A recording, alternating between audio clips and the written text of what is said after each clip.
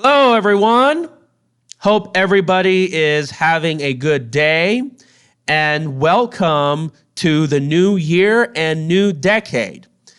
Believe it or not, 2019 was a really good year for the stock market, and a lot of indicators show that it was the most bullish since 2013. And despite the fact that we had some turbulences, a lot of it was due to the trade issues, the interest rate. The economy overall grew, and it was a really great year for earnings. And as you can see here, we had this really nice run up after a severe downturn in 2018. And we had this run up along spring. We had some turbulence along the summer months. And then these last couple of months were very exciting. I believe in the last week or so, we had 10 or 15 days where we hardly had any down day at all. So it was a really exciting year. And it was quite exciting, just like 2013. Now, when you think about it, this is, I believe, the longest bull market in history, or at least the top 3 bull markets.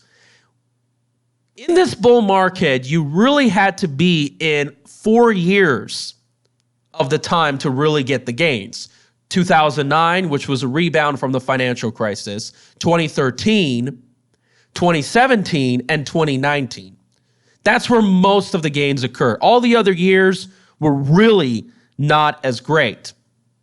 Now, in a video that I made about a year ago, I told you that we are going to obviously rebound.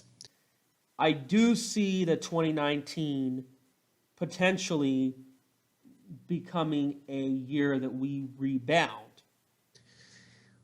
So what happened? We did. We did a pretty fine, good job in January, February, and in March.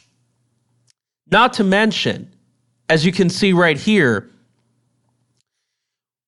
we are nevertheless looking pretty oversold, depending on how you look at it. Now, as you can see here, we have the bottom support lines. We are certainly much above.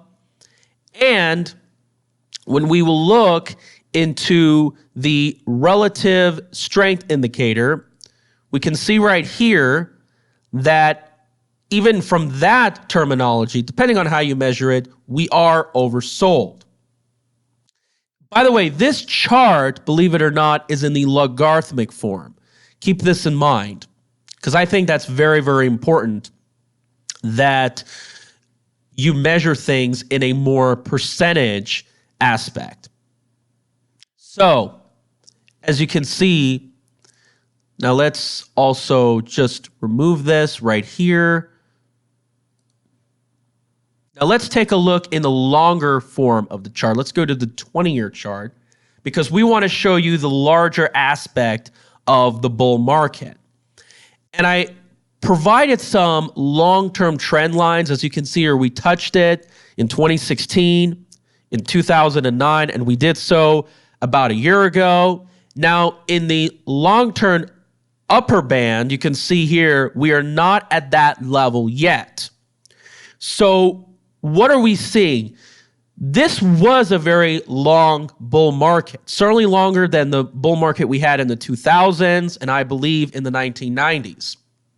This bull market is certainly much better than the last one. Now, I don't think it was great as the 1990s. The 90s, we had a dot-com bubble.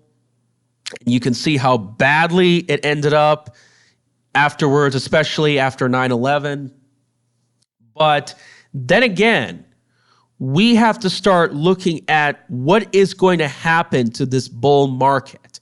First of all, I do think we are due for a correction. I do see a good probability that we will correct next month or two because it's been going up a lot in the last 3 months. Now, what about the long-term perspective? Will this bull market end in 2020? It's certainly a possibility, a greater possibility in 2019. I have mentioned this in my previous video.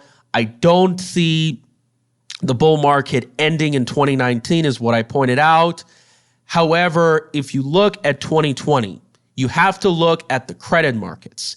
Our economy is largely dependent on the credit markets. If we see credit slow down, housing market slowing down, it will affect the earnings of many companies. Now, there's a lot of reports that the real estate market is already slowing down. And why is this very, very important? Because if the real estate market slows down, then it will affect other jobs like a domino effect like it did in 2006 and 7. And we will see this really start to affect in the broader economy.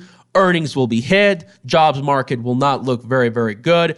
But it all depends on how they expand this credit, because one of the reasons why my predictions were kind of off or I had to postpone them is because the mortgage rates went from 4.5 to 3.5%, and that pumped up the housing market.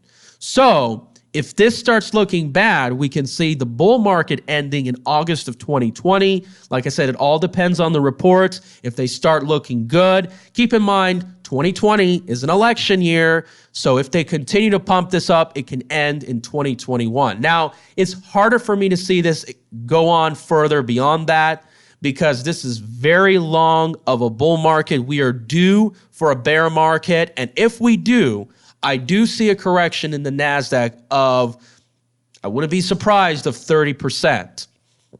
And that's pretty standard for a lot of bear markets that we certainly do have. Now, I don't want to be misunderstood. I am not necessarily talking about doom and gloom. I'm not talking about, oh, there's going to be Armageddon, buy gold, get out of the dollar. I'm not one of those guys. I've done a lot of videos about those kinds of pundits. So keep this in mind. We're going to have a bear market likely in the coming years. So I'll have more videos about that pretty soon. But then again, the most important factor is earnings. So you let me know what you guys think. Thank you guys so much. Take care. Please spread this video.